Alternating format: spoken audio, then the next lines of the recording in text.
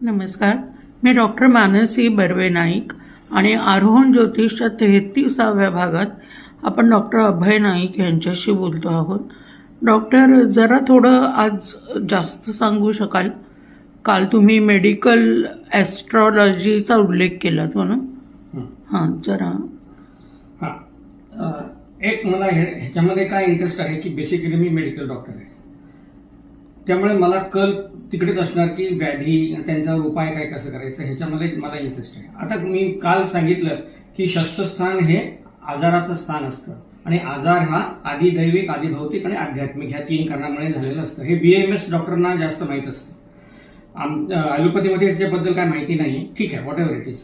आता जेव्हा आपण फक्त 6वं स्थान असंच सांगत नसतं, हे लग्नेश्वर अवलंबून आहे आणि 6वं स्थान किंवा 6व्या स्थानावर असलेल्या ग्रहांची दृष्टी आणि षष्ठमेश कुठे आहे तुमच्या पत्रिकेत त्याच्यावर अवलंबून असतं. आणि वैश्विक कुंडलीमध्ये शरीराचा प्रत्येक अवयव असतो आणि षष्ठस्थान षष्ठेश कुठे आहे तो भाग तुम्हाला तो अफेक्ट झालेला असतो.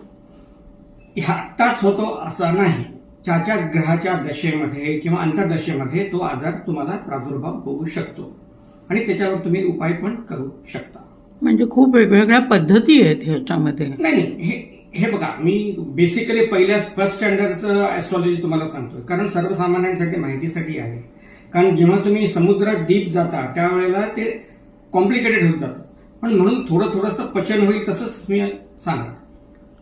थँक्यू.